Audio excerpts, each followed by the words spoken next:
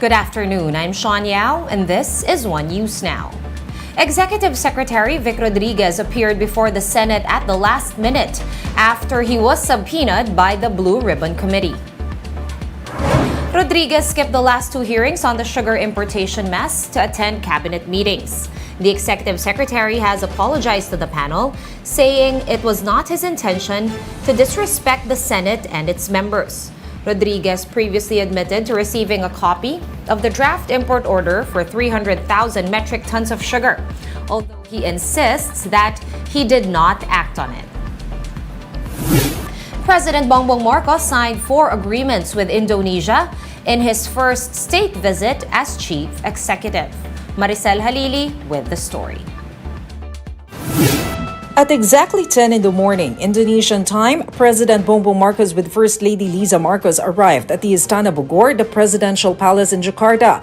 Indonesia President Joko Widodo with wife Iriana welcomed the first couple with a bouquet of flowers and traditional Indonesian dance. They were also provided military honors before they proceeded inside Bogor for the guest book signing.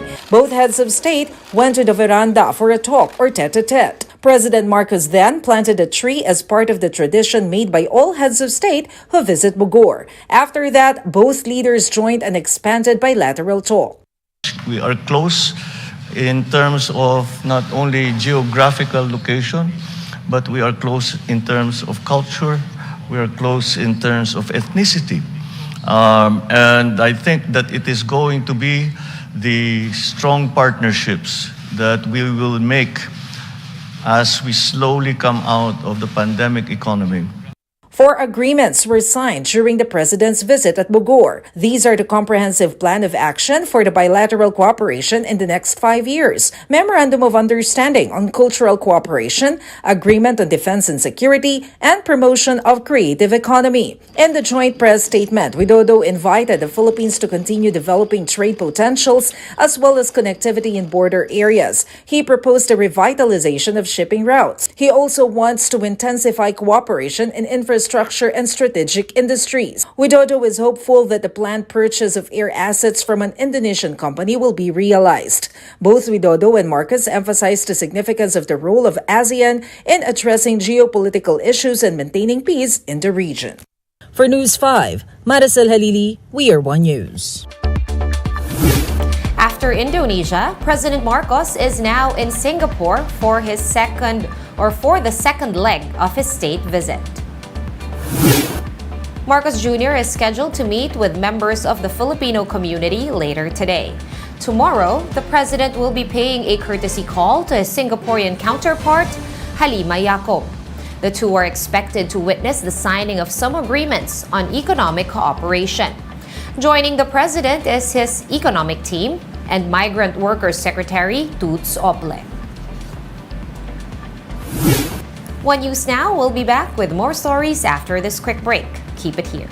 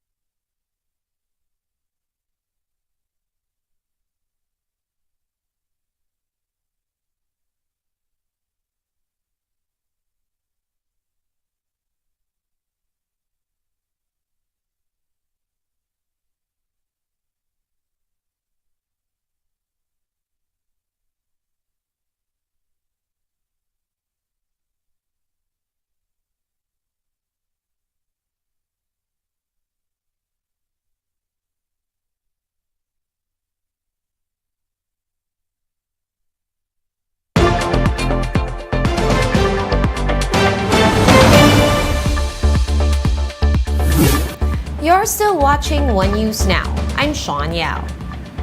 The Health Department fully supports efforts to increase the salary of healthcare workers in the country. DOH Officer in Charge Maria Rosario Vergeres says, though, it will be up to Congress to pass a law on the matter. This comes on the back of renewed calls to hike the monthly basic pay for nurses to 50,000 pesos. Vergeres says they are also talking to the Budget Department for the immediate release of additional benefits and allowances for healthcare workers. Whatever compensation or benefits for our healthcare workers, which would be according to the specific laws in the country, which would be according to and appropriate for the work that are being done, suportado yan ng Department of Health. We have a lot of nurses, so this would entail a big or a huge budget coming from the national government. So kailangan lang po pag-usapan maigi ito between the legislative branch and the executive branch of government. And here's a quick look at today's other top stories.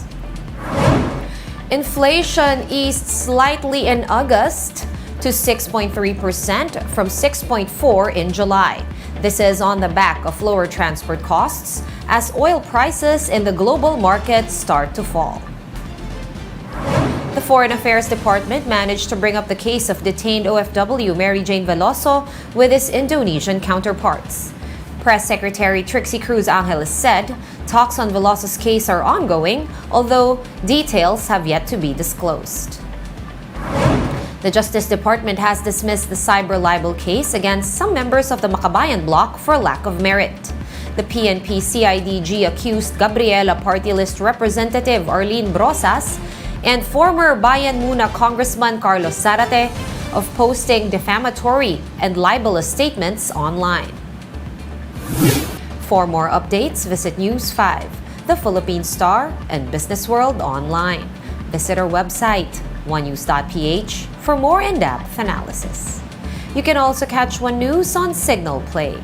Register for a free account at www.signalplay.com and stream One News Live anytime, anywhere. Masks on, wash hands, and stay safe, Philippines. I am Sean Yao. We are One News.